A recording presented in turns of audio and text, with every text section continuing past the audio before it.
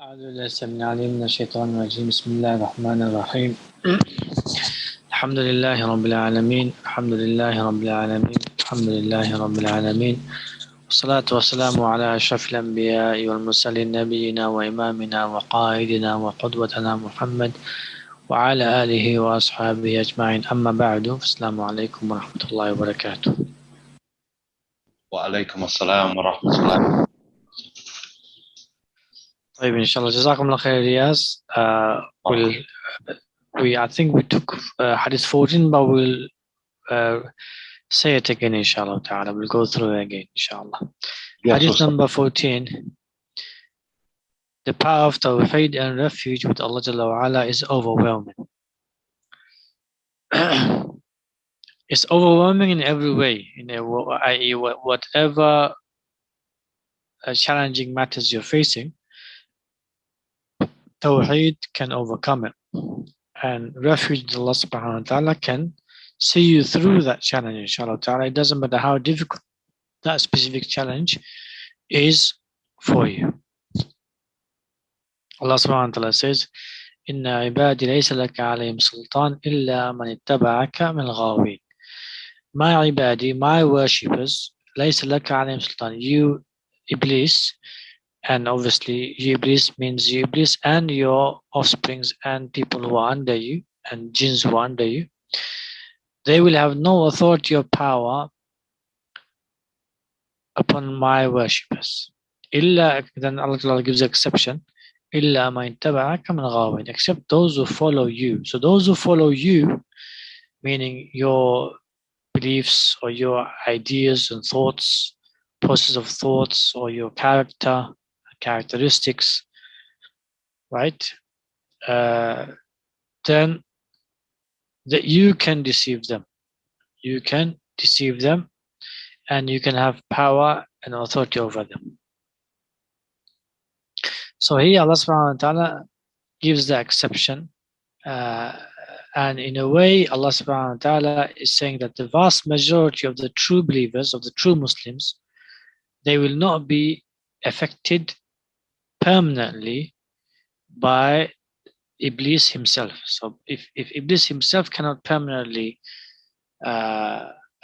control or manipulate the senses and thoughts and characters permanently, then obviously anyone beneath Iblis cannot do that more.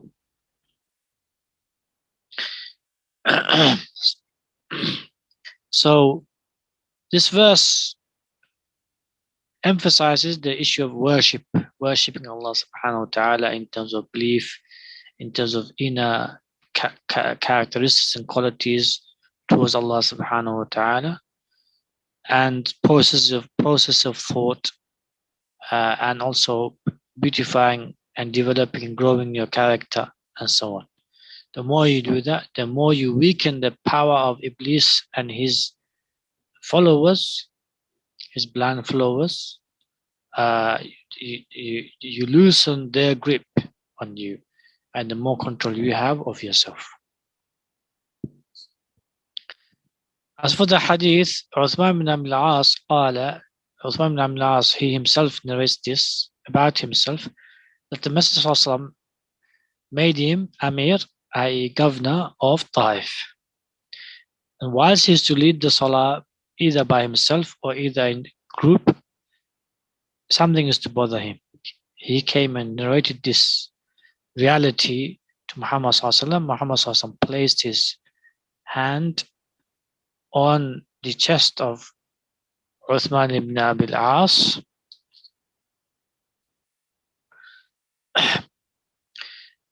and sallallahu alaihi wasallam struck his chest in another narration. So placed his hand on the chest, struck his chest with his hand, almost like his right hand. وَتَفَلَ فِي فَمِهِ, and Sallallahu Alaihi Wasallam blew inside his mouth, and then he said, "Ukhruj adu Allah," 3 times. Get out, O enemy of Allah subhanahu wa ta'ala. Another narration, similar, but the difference here is that he says my salah and my recitation. The second narration says my salah and my recitation.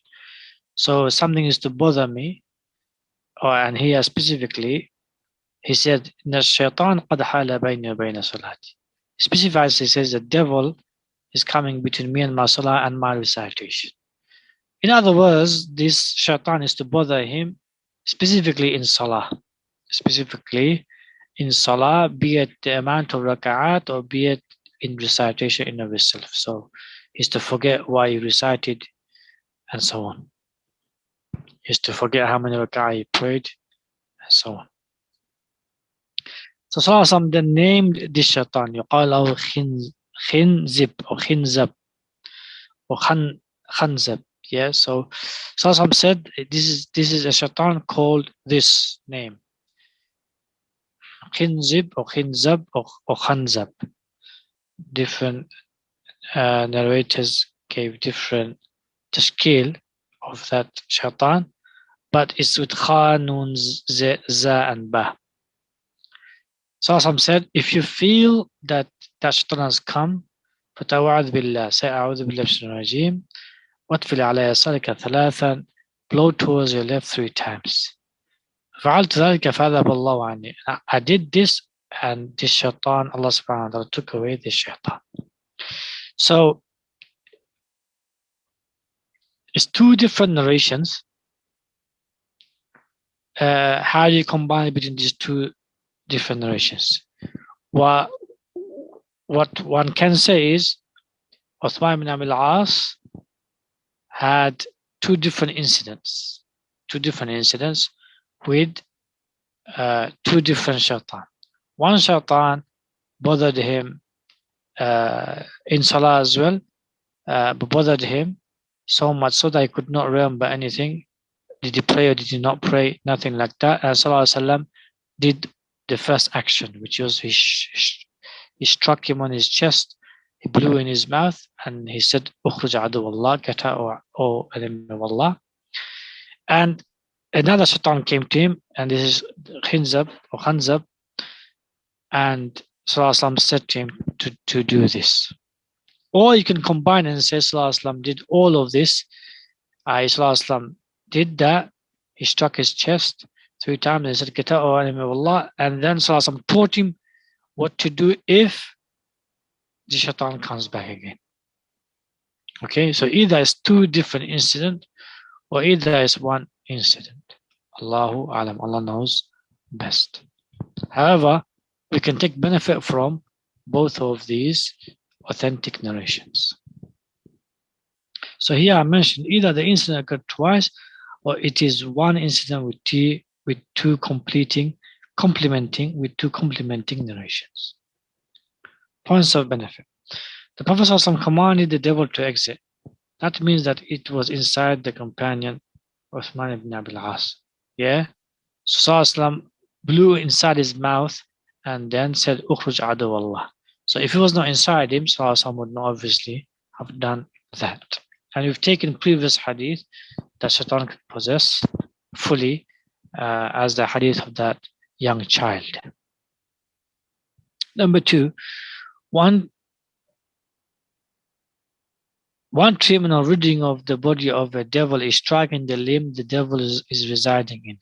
Here it was the chest. So here, most likely the shaitan was in the chest. That's why Sallallahu struck the chest. And also he saw some opened his mouth and blew inside the mouth and he said, "Ukhruj ya adu Allah." So most likely the shaitan was in the chest. Another is blowing inside the mouth and commanding it to leave with the name of Allah. Also, a treatment procedure may have to be performed repeatedly. So this treatment or any other treatment maybe have to be done multiple times until the shaitan leaves. So for example, you strike it once, say, blow inside the mouth and say, "Ukhruj ya adu Allah." You strike it again, you're saying Bismillah, Allahu Akbar, for example, and you strike it and you say, "Ukhruj ya adu Allah." You blow inside the mouth and so on. You repeat the action. In other authentic narrations, it is reported to place the right hand upon the forehead of the ill person, his chest, stomach, or any other place of the body other than the aura, like the hadith of Sa'ad where he fell ill in Mecca. As for women, only via a mahram's male relative hand can the raqi place his hand upon the forehead. So, for example, a male mahram, guardian, like father, like brother, he puts the hand on the female patient, and the raqi then puts the hand on the male's hand. Yeah. As for striking the chest and all of that, then when it comes to female, obviously is fine, but man to female, that is not allowed. So even with the mahram, that is not allowed. The only thing that's allowed is the forehead. Number 4, there exists a particular category of devils who attempt to distract a person during prayer. They may even enter them to distract them. So this khanzab, is it a one shaitan or is it a group of shaitan? Yeah, the scholars differed on this issue. So is it one shaitan or is it a group of shaitan? In practice or in reality, we find that it's not one shaitan, it's a group of shaitan, and this group is called, or the leader of this group is called khanzab. Yeah.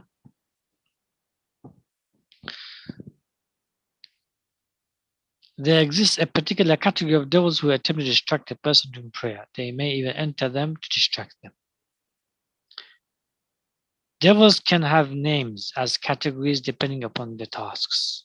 As we've seen this one, so this one, the leader, his name is Khanzab. Number 6. When their presence is sensed in prayer, one ought to take refuge with Allah and blow towards their left thrice. This is when you are praying alone. When you're praying alone, you do this through on the left. You blow towards the left. You don't completely turn your face towards the left. Remember, you blow towards the left. So you're facing the Qibla, but your direction of the blow is towards the left. You say A'udhu Billahi Minash Shaitanir Rajeem. Now, do you say A'udhu Billahi Minash Shaitanir Rajeem aloud, or do you say it quietly? If it's a quiet prayer, you say it quietly. If it's a loud prayer, you say it loudly. Clear? So if it's a Asr, for example, you say it quietly and you blow towards the left. And if it's a loud prayer like Maghrib, you can say A'udhu Billahi Minash Shaitanir Rajeem loudly and you blow towards the left. Now, if there's people next to you, what do? If there's people next to you, then you blow towards your feet. You blow towards the feet.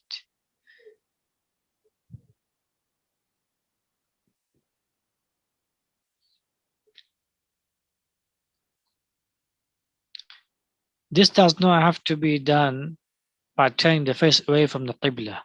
A subtle blowing towards the left suffices.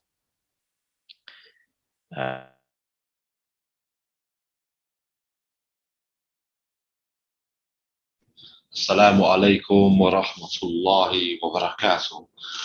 Brothers and sisters, just give it a few minutes, please. I think Ustad's connection isn't too great. But yeah, let's just give it about 2 minutes, inshallah.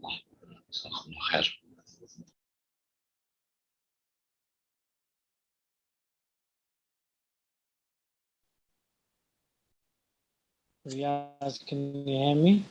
Yes, Ustad. Can hear you clearly, alhamdulillah. Okay. Number 7. So just add on number 6. Just add afterwards a no, which is if they're in Jama'ah, then they blow towards the feet.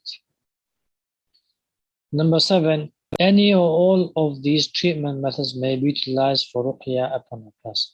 So, for example, after reciting, you can blow inside the mouth. You can strike the place where the shaitan is by saying Bismillah Allahu Akbar, or by saying get out, or in the name of Allah. You can repeat it. You can say A'udhu Billahi Minash Shaitanir Rajeem. You can ask the patient to do the same thing. So you can ask the patient to say A'udhu Billahi Minash Shaitanir Rajeem. You can ask the patient to wipe that area. You can ask the patient to say get out, or in the name of Allah. you can ask the patient to strike the area where the enemy of Allah is possessed. Hadith number 15.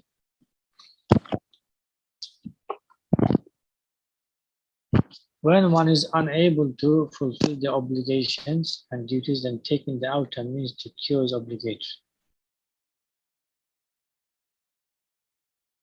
Yeah?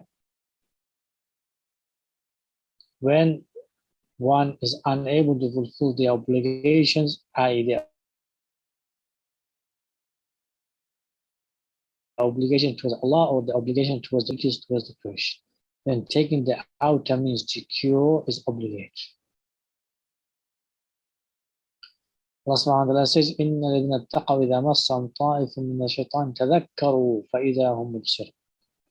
Indeed, those who fear Allah, when impulse touches them from the devil, they remember Allah and at once they have insight.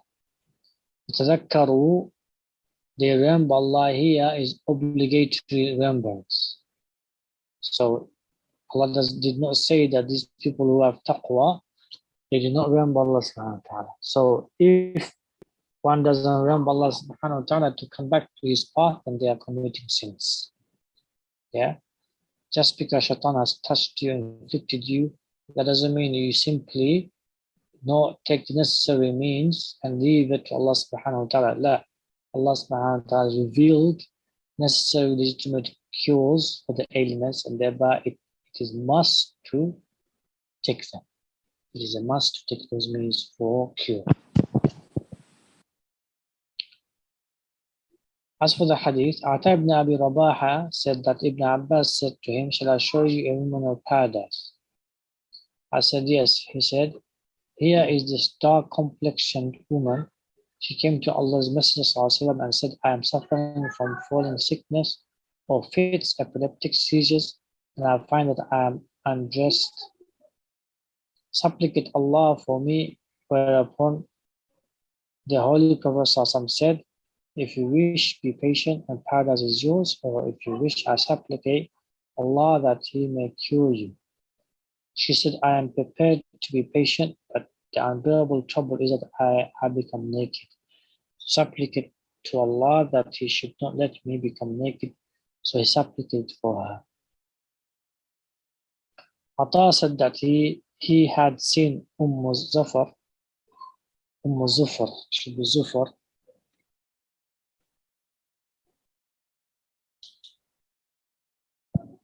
Riyaz, it should be Zufar, yeah? ZU. Okay, Ustad, I've taken a note of that. Zufar, the tall black woman, at the curtain of the Kaaba, clinging onto it.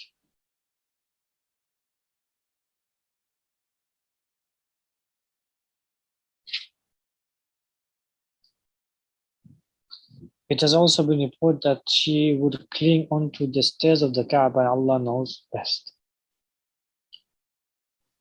This is in Bazzar.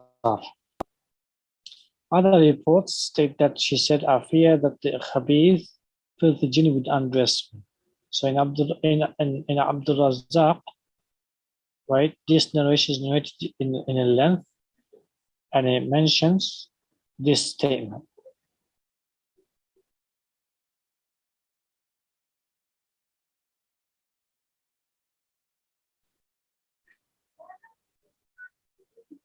Okay. Other reports state that she said, "I fear that the Khabith, filthy jinn, would undress me."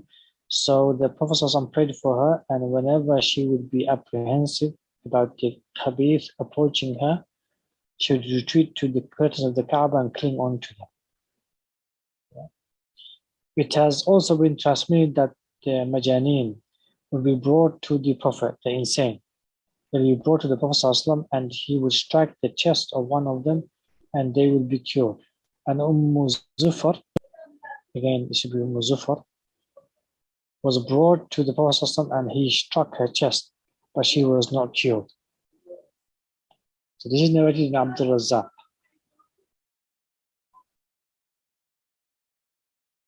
Yeah. So all of these narrations suggest that she was possessed with a filthy jinn. And Sallallahu was, Allah subhanahu wa ta'ala did not want Sallallahu did not will Sallallahu to be a means to cure her, rather for her to go through this infliction, and the wisdom behind that we will talk about it, inshallah. And the only thing that she asked is when she knew she will not be cured, Sallallahu asked her to be, when she is possessed, not for her not to be undressed. So she Sallallahu made that dua and was answered. The dua was answered. As for curing part, that was not on that Sallallahu knew that will not be answered. And the Prophet said, be patient, will lose Jannah. Allah subhanahu wa ta'ala gave through this infliction, her reward was Jannah. She was a guaranteed woman of paradise because of that infliction. Ibn Hajar said, the reports demonstrate that Zufar suffered from the fits that are caused by the jinn. And I put the exact text of Ibn Hajar, Hafiz Ibn Hajar, the explanator of Imam Bukhari, the famous Sahih Bukhari, famous explanator, Fath al-Bari. He says this statement: وَقَدْ يُؤْخَذُ مِنْ طُرُقِ الَّتِي أَوْرَدْتُهَا أَنَّ الَّذِي كَانَ بِأُمِّ زُفْرَ كَانَ مِنْ صَرْعِ الْجِنِّ لَا مِنْ صَرْعِ الْخَلْقِ. Yeah, he says this was from. It is taken from all of these narrations that what Zufar suffered was from the epilepsy of jinn, infliction from the jinn, and he specifically says la min sarf, and not from medical fits. It was not medical. This report, its words, context, and various other full versions affirm that her epilepsy was due to a filthy shaitan possession. The word usra'u, uncontrolled seizure, was not elaborated by her, nor did the Prophet ﷺ ask her. So when she said, this usra'u, this was what happens to me, that demonstrates that it was not a medical condition. Rather, devil possession was known throughout human history, and it was more common than this medical condition. Medical fits. Shaitan possessing was more common throughout history than medical fits and medical seizures. Yeah, and it was more common than this medical condition. That is why she did not elaborate, nor did his husband ask her to elaborate. So when she came and said, also some and usra, she used the word usra, which means I'm overtaken and I become possessed. Some did not elaborate and say, is a medical one or is it a spiritual one? So because some did not elaborate, nor did she elaborate, they both adapted the common meaning and understanding of usra. Until today, the word usra does not mean the medical seizure. Until today, when the Arabs use the word sara, they mean spiritual possession and seizure. Number two, if it was a medical condition, then at the very least, the Messenger of Allah would have alluded to something physical, material for her to take as a remedy and a means of cure. Because Allah sends down no illness except He sends down with it a cure. So if it was a medical condition, Sallallahu would have alluded to her for that medical cure, because there is no illness except Allah subhanahu wa ta'ala has sent down its cure. Number three, even if the medical cure was not available in the Prophet's time, that does not negate his prophecy in prescribing the cure, if it was indeed a medical condition. For him to leave it to patience and dua shows that its cure is more related to belief in Allah and spirituality, spiritual means, than physical research and treatment. So if it was a medical condition, Sallallahu could have given a prophecy that this is the means, even if that means did not exist in the time of Muhammad Sallallahu. I take this means that it will cure you. Yeah. Also, some people said, be patient, and then this is the medicine. So some people prescribed. But him leaving it simply to patients, that means if it was a medical condition, everyone who goes through medical fits, there is no cure at all. All they are left with is patience and dua. Obviously, we know now that physical fits and medical fits can be treated. That there is a process of cure, but at least it can be minimized. Number 4, she explicitly says that she would become uncovered during these epileptic seizures. Tailored clothing does not come off easily, even more so during a seizure. It would only come off if she herself takes them off. That would only happen when there is another being inside her who is taking off her clothes. She makes it very clear that she does not want to be uncovered. So it is inconceivable that she was uncovering herself whilst having a seizure. Yeah. So she is saying, also make that Allah subhanahu wa ta'ala for me not to be uncovered.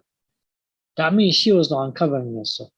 That means something else was uncovering herself. Yeah. And obviously, if you have clothes and intentionally your aura is being uncovered, right? If one was unintentionally your aura is being uncovered, then that's not a problem. No one will blame you because you're having a fit and your clothes are being torn apart unintentionally. But if it is intentional, then you can ask. Someone can condemn you because the reason it's condemning is you're taking it off. So from her perspective, people can see that I am taking it off. That's why it's embarrassing, and that's why it's happening in front of people, and that's why it needs to be covered. Obviously, people don't know that I'm being possessed by the devil. Yeah, or the devil wants to embarrass me in front of people. That's what the devil is, uncovering me, and I don't want to be obviously uncovered in front of people and get embarrassed. So all of this shows that it was a devilish possession. Number 5, other complete narrations of this incident explicitly mention that her salah seizure was due to a shaitan possessing her. Number 6, if it was a medical condition, then why would she come out in the open and be around the Kaaba when she was about to have these seizures? Shouldn't she simply remain at home and have patience as she and the messengers also decided? Her needing to be screened by the Kaaba or under the Kaaba cloth or being at the footsteps of the Kaaba shows that she was taking refuge with Allah and a sanctified house from the devil and what it was doing to her. Yeah. Number 7. This is a classic example of possession of lust by the devil. Well, obviously, we know from reality and practice that these kind of possessions are from the devils which are khabith and lustful. This is what they do. Number 8. The remedy and fruit which the Prophet prescribed to her is exactly the remedy and fruit for anyone suffering from devil possession. And that is, if all the spiritual treatments do not cure a devil possession, then persist with your dua and patience. For the one who is suffering, this will have Jannah. So you take the means of curing yourself, as Zura did. Zura did. She still went to the Kaaba. She was still seeking help with Allah subhanahu wa ta'ala. She was doing what she can do to stop her unclothing. She was taking the means, whilst also being patient of her not being fully cured, in order for her to be in Jannah. So this reward still exists to anyone who's been afflicted with sihr or possession or ayn or hasad, and they are taking the means of cure, but they're not curing fully. They are continuing with their life, but the possession is there, the ailment is there. Then what is the reward? What is the reward? So in this hadith we have that reward. The reward is for you is Jannah. Number 9. Is it more appropriate to give a guarantee of Jannah, or at least the hope of it, to the one who is suffering from a devil possession and everything that it comes with, doubts, sowing, disbelief, feelings of mockery, arrogance, etc., than to someone suffering from a medical condition. Medical condition, if someone suffering from a medical condition, yes, you can give glad tidings of Jannah as well. But who does it is more appropriate. It's more appropriate the one who is getting waswas from the devil, who is possessing her, kafir devil, possessing her or him, right, giving him disbelief, waswas, and so forth. This person, right, deserves more of the glad tidings of Jannah rather than simply a medical condition of Caesar. Number 10. Some spiritual illnesses may decrease, but may not be fully cured, similar to some medical conditions. But which one of the two sufferers will be more suited to manifest the glad tidings of Jannah in this hadith? Obviously, the one who's going through spiritual reason, because there's more suffering, and there's more emotional attack, imani attack. In the heart, in the mind, there's more imani attack, so there's more suffering. Because of that, the fitting of glad tidings is more on the people who are spiritually afflicted. Number 11, glad tidings when dying from some medical illness are explicitly mentioned by Prophet ﷺ. However, there is no explicit hadith mentioning the glad tidings of the one who suffers or dies due to spiritual illnesses, including jinn-possession. So will this hadith then be more suitable of the Prophet's comprehensive way of living and guidance if it was meant for spiritual illness? So for medical illness, if someone dies with a medical illness, there are a hadith that they are shaheed. So someone dies from sudden death from the above, for example. Something falls on them and they die. Or someone dies with stomach illness. There are a hadith. So these are medical illnesses that they are shaheed. What does that mean? They have Jannah, the glad tidings of Jannah. And you give the glad tidings to the people, to the family of the deceased who just passed away due to a medical illness, especially stomach illness or head illness. But there is no hadith regarding the ones who died due to spiritual illnesses. So this is the only hadith that we have as a glad tidings to give to the people who are suffering from spiritual illnesses. And spiritual illness is more severe. That's why we have so many du'as, adhkar, not asking for us to be protected from medical illnesses, but all of these du'as and adhkar are saying for us to be protected from spiritual illnesses, from ayn, hasad, and from possession of shaitan and waswas of shaitan and so forth and so on. Yeah? So it's simple as a'udhu billahi minash shaitanir rajeem is seeking refuge from the devils, from his waswas, from his touch, from his possession, minimum to the maximum, from his arrogance, from his disbelief, all of that. Yeah. So if we take this to be also medical, then we have no hadith left to give glad tidings to the one who's suffering spiritual illness. Is that clear? So to take this hadith to mean spiritual illness is more befitting in the Prophet's guidance, comprehensive guidance, and comprehensive practical way of living, and giving guidance and direction, instructions to everything and everyone within medical, and exclude this hadith from spiritual guidance to the ones who are suffering from spiritual illness. Number 12. The early and past scholars deemed that this was a devil possession. The narrators and collectors. Ustad, can you hear me? Yeah, can you hear me? Yeah, Ustad, please can you start 12 again as the line, the connection cuts. Bismillah. Number 12. The early and past scholars deemed that this was a devil possession. The narrators and collectors of the portion containing yu'ta bil majaneen inni akhafu al-khabith. I fear that the khabith, the majaneen, would be brought. I fear that the khabith, I fear the khabith will take over me. Yu'ta bil majaneen. Insane people is to be brought to Rasulullah. Obviously, believe that it was a spiritual illness.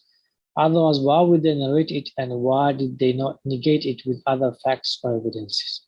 So all the past scholars and all the narrators, they narrated this statement. First statement is Inni akhafu al-khabith. I am fearing the khabith, obviously a filthy. I'm fearing the filthy shaitan. Yuta bil majanin. Insane people is to be brought. So here insane people is to be brought due to sihr, or due to hasad, or due to ayn, or due to devil possession. And they did not say these people are mentally ill. And if they were mentally ill medically, they would not use the word majnoon. Majnoon is usually used when this person is majnoon due to sihr or possession or ebola or hasad. Also, the way Sallallahu is to treat them. The way Sallallahu is to treat them is to strike them, or is to say, get out, O enemy of Allah, or is to blow inside the mouth, or is to make dua. Obviously, when it comes to dua, it could be spiritual and medical. But the other treatments that Sallallahu is to do, like blowing inside the mouth, striking the chest, placing the hands on the body and saying, get out, O enemy of Allah, shows that these were spiritual illnesses. Number 13. Later scholars also believe that this could refer to spiritual illness, like Ibn Qayyim in Al-Abtib al-Nabawi. Imam Ibn Qayyim, rahimahullah, he indicated that this was a spiritual illness on Zufar. And Ibn Hajar in Fath al-Bari. And Ibn Hajar in Fath al-Bari gives precedence to this view. We quoted his exact words before. Number 14. Even Imam Bukhari inclines to this view, as he titled the chapter as Babu Fadli Man Yusra'u min Rihi, the chapter of the virtues of those who are possessed by Rih. Rih is wind. Obviously, back in the ancient times, they used to call the jinns Rih because they move like the wind. Chapter Virtue of one who is overcome by scissor from the wind. It is well known that the early scholars used to mean by Rih, literally wind, a jinn or shaitan. As far as I am aware, this is me speaking, as far as I am aware, there was no early scholar who explained this hadith with credible evidences to refer to a medical condition only, and that it had nothing whatsoever to do with spiritual jinn-caused epilepsy. So this is 15 points I gave to point out that this hadith is talking about a spiritual illness, and it's a glad tidings to those people who have any spiritual illness, that they take the means like Zufar did. However, if they are not cured, then the guarantee is Jannah. Your guarantee is Jannah. And obviously those who are suffering, they know how much they are suffering. So they know that what they're suffering, no one understands, no one can understand. The waswas, the temptations, the lust, the doubts, the emotional outbursts, the crying, the wailing, the swearing, the uncontrollable, not wanting to pray, not wanting to recite, not wanting to take the Ruqya treatments, uncontrollable swearing to our spouses and wanting for divorce, and so on. All of this is jihad. It's jihad fi sabilillah. And the struggle is so severe, so real, that there is no reward than Jannah for this person. Yeah. So, as some of the scholars say, some of the scholars of the past used to say, some people will enter into Jannah not because of the deeds, but because of the inflictions they went through, the trials they went through. So this is one of the trials and one of the most severest of trials. Points of benefit. Assistance and help can be sought from experts when one is unable to treat or cure himself. So Sallallahu was sought by Zufar. Dua may be requested from those that you believe will have their du'as most likely answered. So you can ask for dua from righteous people. So you can say your problems. You can go into detail, or you can even indicate. As long as they understand, then you can seek the dua. Pious people who you know that they are very close to Allah subhanahu wa ta'ala. And obviously the famous hadith said that there are people, if they were to swear to Allah for something, Allah will give it to them. And said, for example, Sa'ad is one of them. Sa'ad is one of them. Sa'ad ibn Abi Waqqas. Meaning his dua is to be answered. Number 3. The essence of spiritual treatments and cure are found in Tawhid of Allah, tawakkul in Him, making dua, having patience with His decree, whilst taking all the spiritual and best outer means and seeking His reward. Prophet ﷺ, who went through spiritual illnesses and the door to the cure opened through dua. Consider Ayub and Muhammad ﷺ, for example. So, minimum externally is dua. That's the minimum. But then you take the means Sallallahu and the Quran and Sunnah has legislated. So the minimum is dua. As for internal, then belief in Allah subhanahu wa ta'ala, worshipping Him, having tawakkul in Him, having good thought of Him. These are all internal worships that you have towards Allah subhanahu wa ta'ala. Number 4. Those suffering from spiritual illnesses ought to fight them by adopting all legitimate means and not giving in to the evil or giving up. So Zufar, even though she was guaranteed paradise, even though you can say she was informed that she will not be cured, she still took the means. She still went to Kaaba for protection. She was sitting on the footsteps of the Kaaba. So she still took the means to get herself cured, even though there was indication that she would not be cured. Number 5, requesting dua and taking legitimate treatments do not negate tawakkul in Allah, nor the full reward. The reward lies in being content with the decree of Allah and His fruitful wisdom, not with the illness in and of itself. This point is very important. I want you to all underline this point. Yeah, many people think being content with the illness in of itself is where Allah's pleasure lies. No, you don't be content with the illness in of itself. You be content with the wisdom of the illness. Or in other words, the objective that Allah wants you to attain through the illness, and not the illness of itself. So you fight the illness while you try to attain the objective of why Allah subhanahu wa ta'ala gave you in the illness in the first place. Is that clear? I hope I'm clear. Let me read that again. Requesting dua and taking legitimate treatments do not negate tawakkul in Allah, nor the full reward. The reward lies in being content with the decree of qadr of Allah and His fruitful wisdom, i.e. objective, not with the illness in and of itself, whilst and after one has exhausted all the efforts for the cure.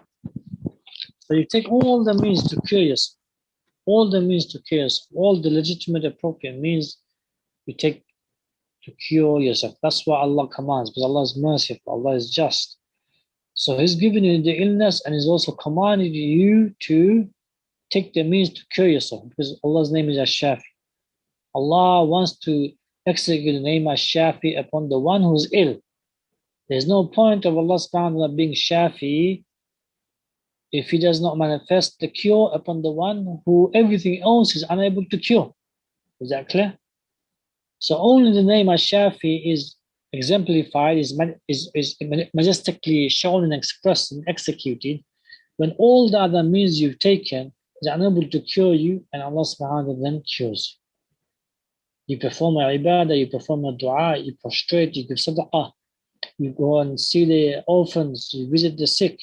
Allah subhanahu wa ta'ala, you come out from the orphanage, you come out from the masjid after praying salah, you come out from tahajjud, you come out from giving sadaqah, and suddenly you feel that Allah subhanahu wa ta'ala is cured.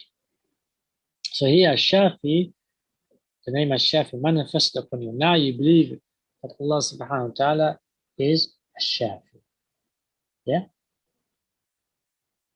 So you take all the means. Once you take all the means, only then can you know that Allah subhanahu wa ta'ala has placed in this Quran and Sunnah treatments a means of cure. Also, when you take all of these means and the cure doesn't come, and when Allah does cure you, you know that Allah subhanahu wa ta'ala is the actual curer, and these are simply means. So both ways, when you take the legitimate means, you know these are only means, because they're not curing you straight away. So you know these are only means. And when the cure comes, you know that Allah subhanahu wa ta'ala is the curer, because you took the means, these means did not cure you, and then eventually through these means or through Allah subhanahu wa ta'ala's kun fayakun, you were cured. Yeah? So both ways you affirm Allah subhanahu wa ta'ala is Shafi.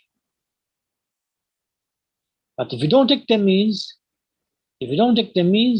you will never have that certainty that Allah subhanahu wa ta'ala was a Shafi and they were simply a means. Is that clear? So the ones who take the means and then get cured, they are better in belief in Allah subhanahu wa ta'ala and tawakkul in Him and in certainty in Him that He is Shafi than those who do not take the means and they are eventually cured through the good deeds. Let me say that statement again.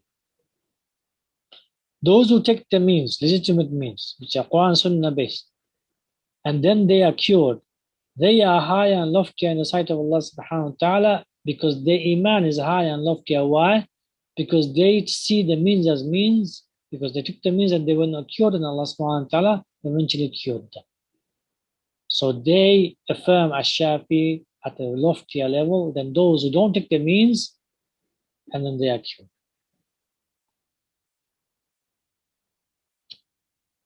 Number 6.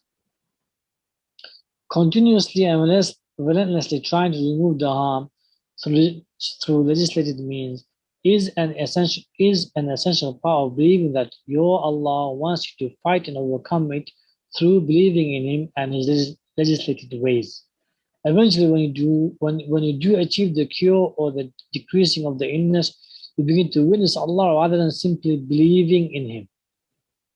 So when you take the means, legitimate ways, and it starts to lessen, then you know that Allah subhanahu wa ta'ala has given these means as means and it's working, it's lessening. So now you begin to witness Allah subhanahu wa ta'ala. Like for example, you recite the Quran, Surah Baqarah, and it lessens. You have the showers, you recite the showers and it lessens. You apply the oil and it lessens. So now you're witnessing Allah subhanahu wa ta'ala. Why? Because these are recited water, recited oil. These are His legislations, hijama, ajwa. These are His legislations. So you're taking these means and these means are working. So now you have yaqeen in Allah subhanahu wa ta'ala that He exists and He has put means of cure in these matters. So now you begin to witness Allah subhanahu wa ta'ala rather than simply believe in Him. And ultimately, that is the purpose of our creation and trials, to witness Him in our everyday matters by taking the utmost legitimate means in all our daily affairs. So who has more tawakkul? The one who goes out every day, works hard, right? Then relies on Allah subhanahu wa ta'ala. Does he have more tawakkul in Allah than the one who does not go out and just depends on people and people provide him? Who has more tawakkul? The one who goes out, exhausts his efforts, then Allah subhanahu wa ta'ala provides him. He has more tawakkul in Allah subhanahu wa ta'ala. Why? Because he knows exactly what means he took and how much Allah gave. And when Allah subhanahu wa ta'ala put barakah therein. As for the one who doesn't take the means, he has no idea from A to Z what Allah done for him. He has no idea also what people done for him. And thereby his tawakkul is less in Allah subhanahu wa ta'ala. His belief is less in Allah subhanahu wa ta'ala. His witnessing of Allah subhanahu wa ta'ala, what exactly he is doing, is also less. Number 7. One must seek assistance and help when one is unable to fulfill one's obligations, be it to oneself or towards others or towards Allah.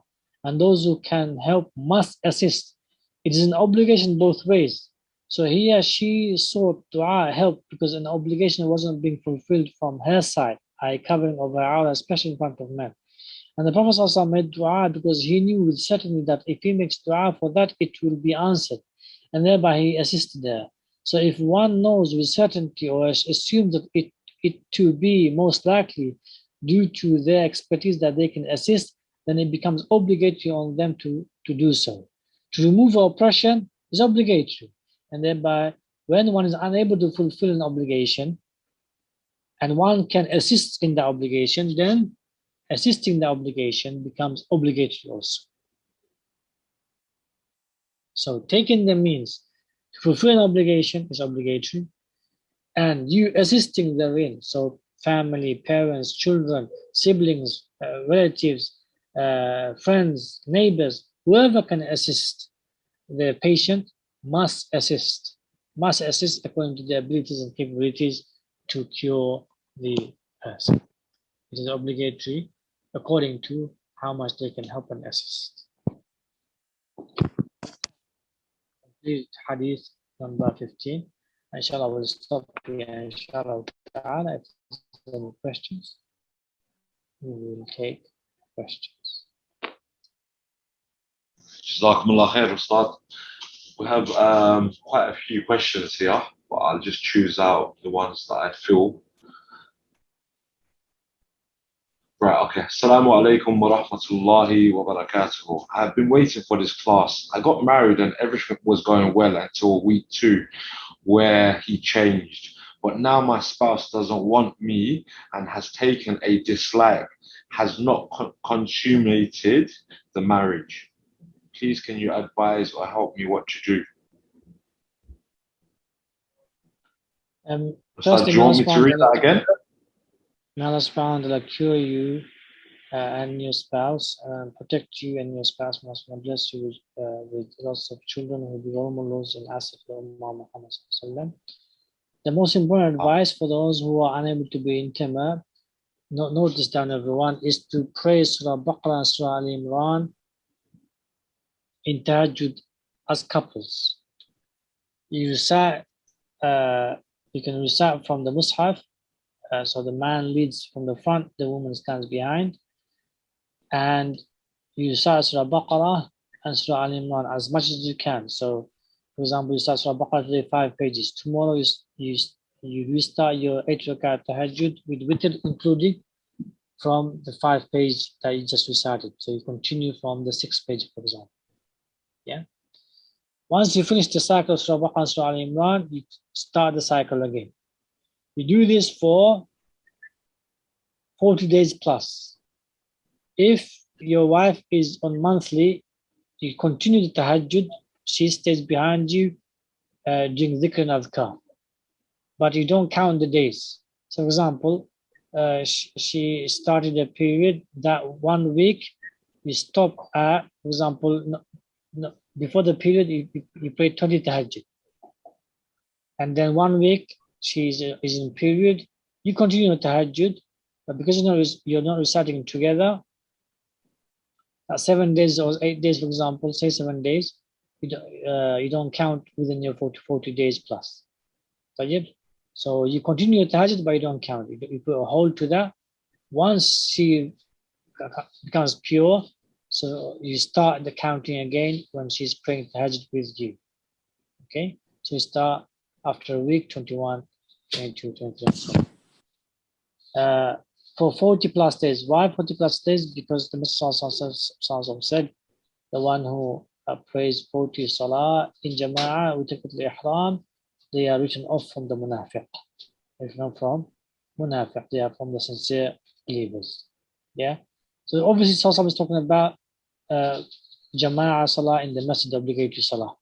But here we're talking about voluntary salah, i.e. tahajjud, the best of tahajjud. So if one can do obligatory salah 40 days, and he's within the sincere Muslims. Obviously, tahajjud is more harder. To pray tahajjud is more difficult. So it's more appropriate. The one who prays tahajjud is more within the sincere people, especially 40 days. And as we know, the hadith says the people who are righteous, they pray tahajjud. Yeah, they are continuously pray tahajjud. So all of this shows that if you pray 40 days plus, then you're from the righteous. And why Surah Baqarah and Surah Al-Imran specifically? Because Allah says Surah Baqarah destroys sihr, and Surah Al-Imran is nur. And Surah there's different narrations regarding Surah Al-Imran. On the day of judgment, it will come as flock of birds, it will come as a cloud, shade, and so on. So it will come as protection, it will come as an intercessor. So if this will happen in the Qiyamah day, then all of these aid can happen in dunya as well. So whatever aid you need, Surah Al-Imran can be an aid for you. And as the whole Quran can be an aid for you depending on what you intend. So if you intend barakah, Quran becomes barakah. If you intend protection, Quran becomes protection. If you intend shifa, Quran becomes shifa, and so on. So Surah Al-Imran obviously is Quran, and it has specific narrations of aid on the Qiyamah day. So the reason Sallallahu said that on the Qiyamah day, because it's for you to be encouraged to recite Surah Al-Imran in dunya. Yeah. So that's what Surah Baqarah and Surah Al-Imran specifically. Obviously, what to intend to destroy the source of lack of intimacy or blockage of intimacy. The source can be black magic, can be evil eye, can be jinn-possession, can be envy. So intend the source. That's number one. Number two, after you prayed the tahajjud salah with your wife, place your right hand on her forehead and say the famous hadith taught to before intimacy. Allahumma jannibna shaytan wa jannib shaytana mimma razaqtana. Okay, that famous hadith you can find in Fortress of Muslim. Or just Google dua of intimacy. The third point is apply black musk, recite on it, and or after you pray tahajjud, blow into all of the ruqya items with the intention we just mentioned, and then apply around your private parts before you pray tahajjud, before you pray your tahajjud, or before you have intimacy. Apply around you, and inshallah ta'ala, do not focus on the burning sensation that will happen. That's burning the sihr or evil eye or the hasad or the jinn from the private areas. 3 points. Let me summarize it again. Number one, pray tahajjud for 40 plus days with Surah Baqarah and Surah Al-Imran. If when she's in period, to hold to the number and then continue after she's pure. So you both have prayed basically 40 plus nights of tahajjud together.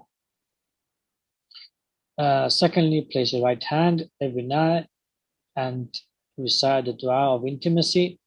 Thirdly, apply recited black musk around both of your private areas, intending to burn away the source of blockage of against intimacy, be it black magic, be it evil eye, be it hasad, be it jinn-possession.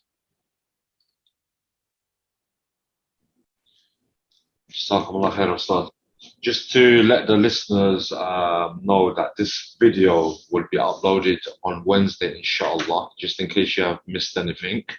The recording will be uploaded on Wednesday if anyone wants to catch up, inshallah. Okay, the next question is, if I don't know the correct tajweed, will the effect of the du'as and adhkar still work? Yeah. So it's not about how good your tajweed is for it to affect. It's all about what you have in your heart in terms of intentions and trust in Allah, hope in Allah, thinking good of Allah, looking for the outcome and objective of Allah. Okay. Next question.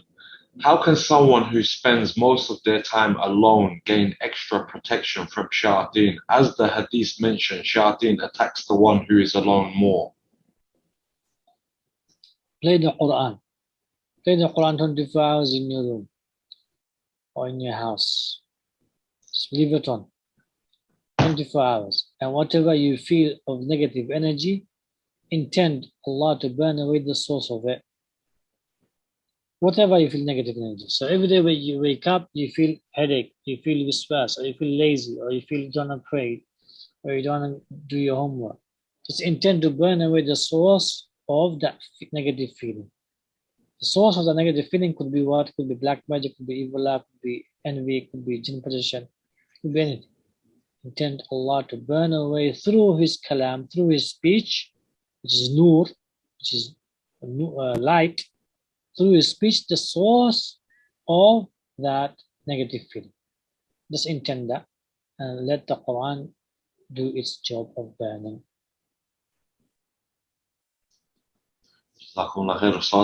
Next question. I have been afflicted for over 20 years.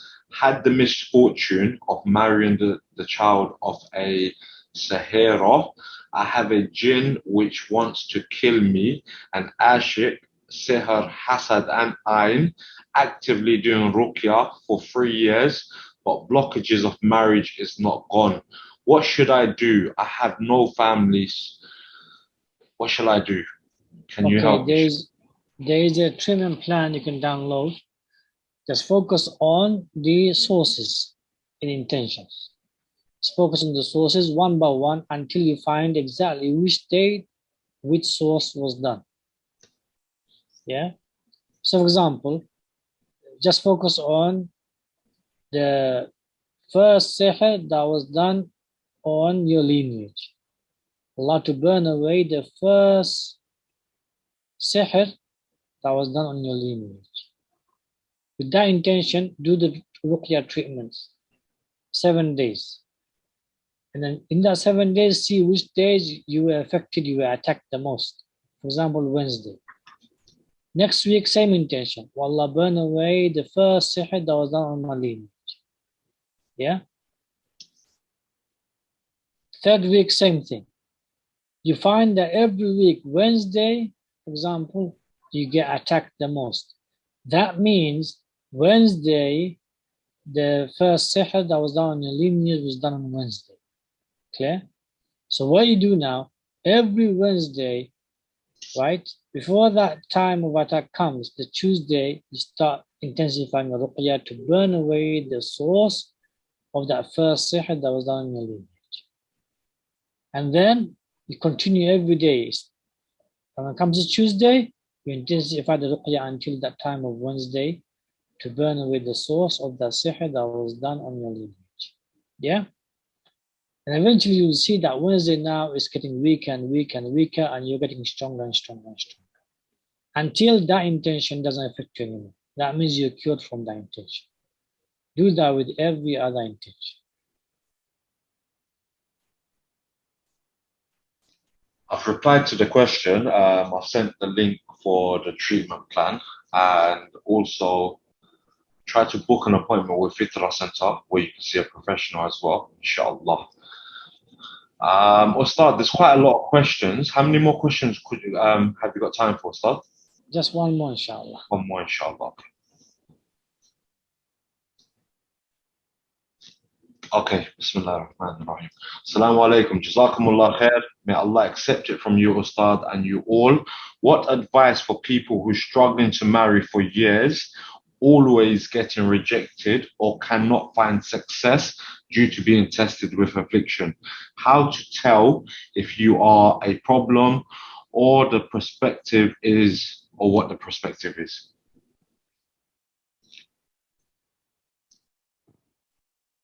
Firstly, may Allah subhanahu wa ta'ala make it easy for everyone who's unable to marry, for Allah subhanahu wa ta'ala to remove the blockages. Allah subhanahu wa ta'ala make it easy for them to get married. Those who are unable to be intimate, Allah subhanahu wa ta'ala allow from His grace and mercy to be intimate. Those who are unable to have children, Allah subhanahu wa ta'ala bless them with lots of children who will be role models and assets to Ummah Muhammad sallallahu alaihi wasallam. The most important, my brothers and my sisters, is tawakkul in Allah subhanahu wa ta'ala. Have yaqeen, have certainty that Allah subhanahu wa ta'ala is watching over you and taking care of you. Secondly, take the utmost means. All the means, just like medical illness. You will take all the means. If you're severe medical illness, you will take all the means, right? Everyone will advise you to take all the means.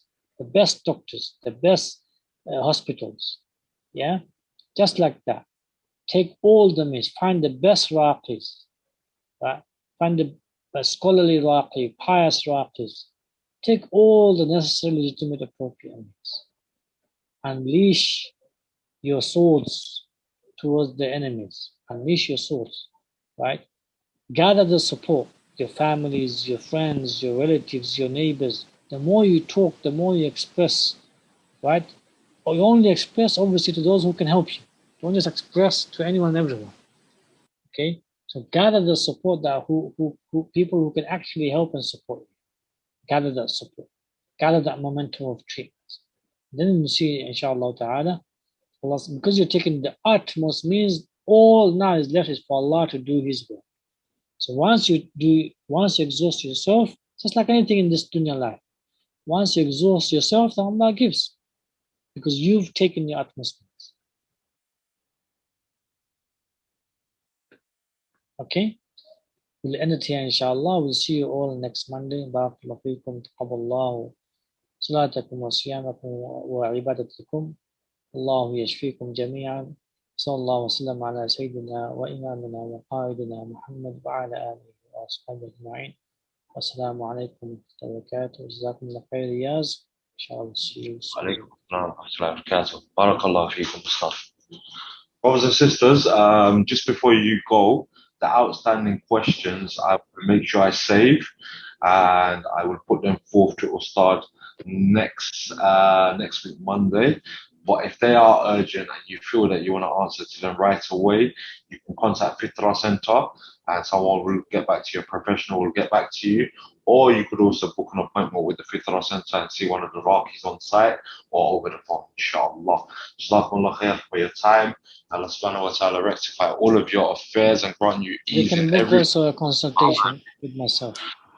Okay, yes, and you could also book a consultation with Shaykh Abu Ubaid himself. And yeah, like I said again, may Allah subhanahu wa ta'ala rectify all of your affairs, grant you ease in everything, make this a means for you to get closer to Allah subhanahu wa ta'ala, and remove any difficulties in your way. Remove them all. Have tawakkul, have faith, believe you can do anything, and you'll see miracles happen, no doubt about it. Allah subhanahu wa ta'ala bless you all. Speak to you all soon. Jazakumullah khair. Assalamu alaikum wa rahmatullahi wa barakatuh.